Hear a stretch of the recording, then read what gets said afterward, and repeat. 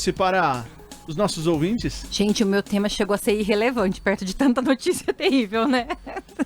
Agora, poderia abordar como é que é a sensação de um, no caso, um usuário dessas rodovias ao se deparar com uma ação dessa, né? Exatamente, né? Que situação difícil para lidar, com certeza. Mas eu vou, como eu estava desatualizada, como sempre, eu vou falar sobre falta de organização e como isso afeta a saúde mental.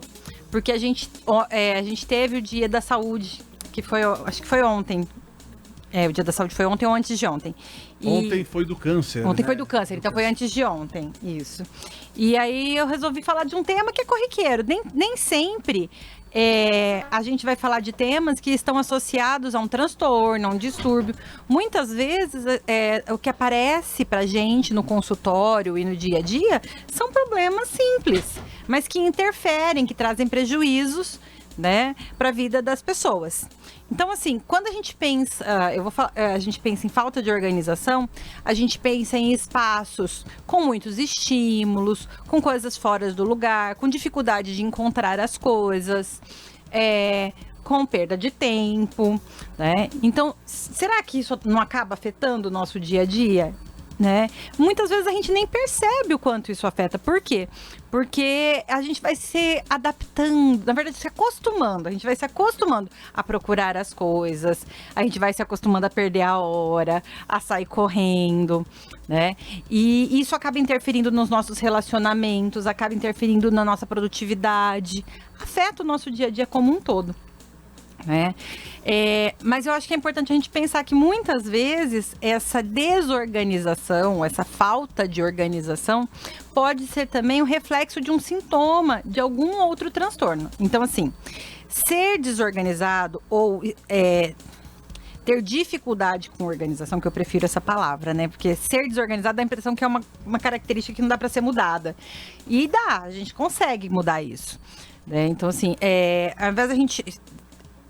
O ser desorganizado ou o estar desorganizado pode ser aprendido. A gente pode aprender a ter planejamento, ter organização, né? E como a gente faz isso? E por que fazer isso? Acho que essa é a nossa temática de hoje. Então, e aquele indivíduo, desculpa interromper, mas não se perca. Não me perco, pode falar. E aquele indivíduo que usa, não sei se é desculpa que ele usa, né? Porque quando ele consegue organizar as coisas, ele fala, mas quando eu organizo eu acabo nem achando mais. Eu prefiro viver na bagunça. Eu prefiro viver na bagunça. Tem muita gente que fala isso, né? Que assim, eu me acho na minha desorganização, né? Nessa minha desordem. É uma desculpa isso? Na verdade, eu acho que é uma falta de percepção. Eu acho que a gente... Sabe a história do sapo que a gente coloca na água fria e aí vai esquentando a água devagarzinho e ele cozinha ali na água, né? A água ferve e ele não percebe? É a mesma coisa com a gente. A gente vai... quando a gente fica num ambiente muito desorganizado e a gente vai permanecendo nesse espaço, a gente cria estratégias para ficar ali. E não percebe que, por exemplo, eu tenho que procurar um papel. Eu não sei onde está esse papel. E aí eu procuro rapidamente, aquilo ali aumenta imediatamente dá uma sensação de estresse, né? E a gente não percebe isso. A gente vai se acostumando com esse desconforto que a desorganização nos traz. E a gente não entende isso como um problema. Muitas vezes é isso, né? E assim, geralmente as pessoas que são que estão nesse processo de desorganização, e elas falam isso que você falou, né? Então assim, quando arruma eu não me acho. Geralmente é quando o outro arruma. Quando alguém organiza, para. Então é uma forma que a pessoa tem de se organizar. Mesmo que a outra pessoa olhe e fale, nossa, mas que bagunça. Às vezes para aquela pessoa tá organizado, né? Eu acredito, eu não sei se tá organizado, mas pelo menos ela sabe onde tá, né? Então assim, tem uma pilha de papel.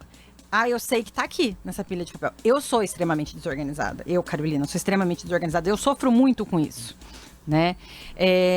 Essa desorganização, ela acaba atrapalhando. E eu já tentei diversas formas e eu tô tentando sempre aprimorar isso. Mas mesmo assim é uma luta diária, porque eu tenho como característica ser desorganizada. Então, assim, eu arrumo, dá 2 minutos, tá desorganizado, né? O meu marido sofre muito com isso. Então, assim, ele sofre, as pessoas que estão no espaço comigo sofrem. Né? A clínica, por exemplo, é um espaço que eu tenho que tomar muito cuidado, porque eu gosto muito de juntar coisinhas, de colocar coisinhas, e isso atrapalha, né? Para e pensa, um espaço com muito estímulo tira a atenção da gente, né? E aí a gente não consegue, às vezes a gente está falando de alguma coisa e começa a divagar. Se é uma criança, então, pior ainda.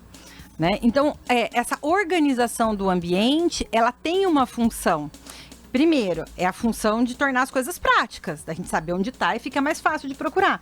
Né? Então, eu estava falando na mesa de organização, eu preciso achar um determinado papel. Gente, se não tiver um nomezinho, se não tiver... E eu tenho uma pilha, eu vou ter que desmontar a pilha inteira para poder saber onde está aquele papel. Né? É um tempo gigantesco. Em compensação, se eu tenho uma pasta onde esses papéis estão e tá marcadinho, é só eu ir lá, né? Olha o tempo que eu reduzo numa situação como essa. Ai, Carol, são segundos. São segundos, mas coloca segundos, mais segundos, mais segundos, porque você vai fazer isso várias vezes ao dia. Né? Esse negócio de pasta aí, eu já tive a experiência com meu pai, quando meu pai, né, a gente ia pros médicos e tal. A minha esposa fez uma pasta e separou tudo por médico. Não é médico,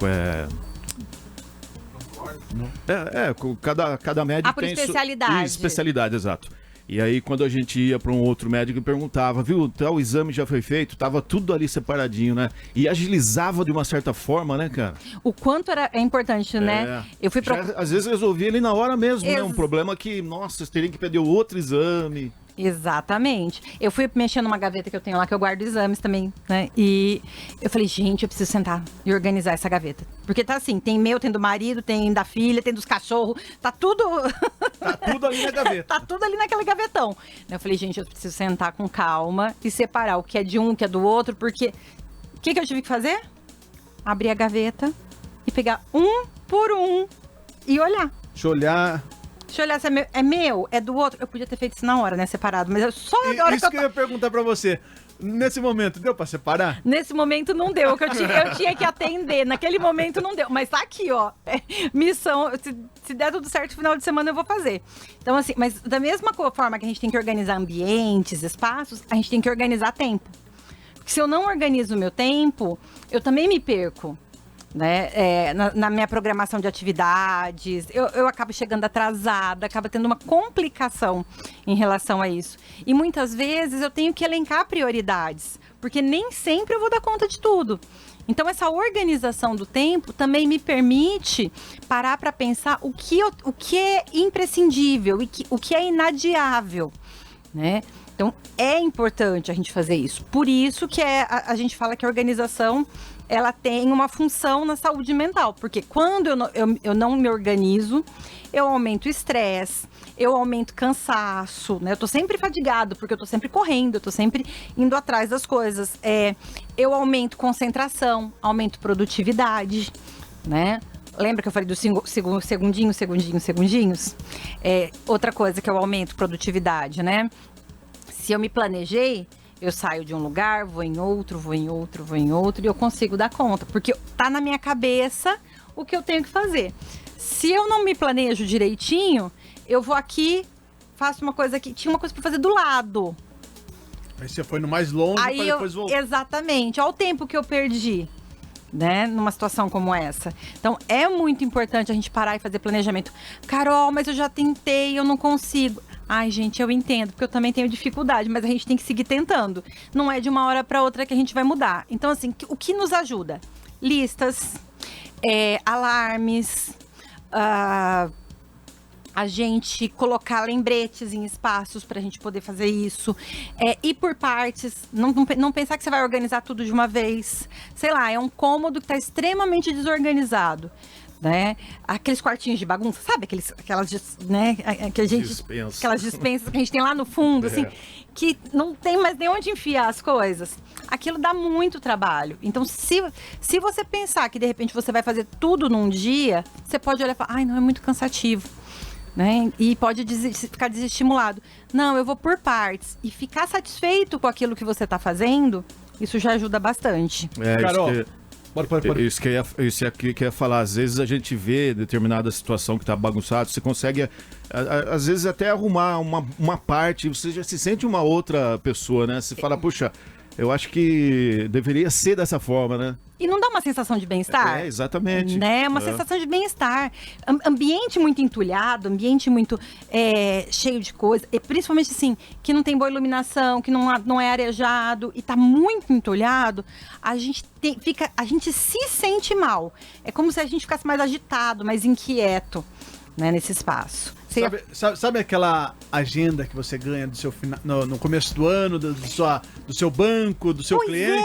Que você guardou também na gaveta? Ela serviria, né, para poder ela ajudaria fazer as suas muito, anotações, né? Eu tenho um amigo que fala que adora a agenda do Google, né? Porque ela ela fica mandando os pop-ups para ele e aí ele lembra perfeito. das coisas, né? Eu não uso muito a agenda Google, mas assim, a agenda ajuda muito. Não importa se é agenda física, se é o pop-up, se é o post-it que você vai colocar em algum lugar para você poder lembrar das coisas, mas é importante. Do Google, você anotou um dia antes, uma coisa que tem que fazer no outro dia, você já fica antenado, né? Não tem Exatamente. como, né? Mas é interessante.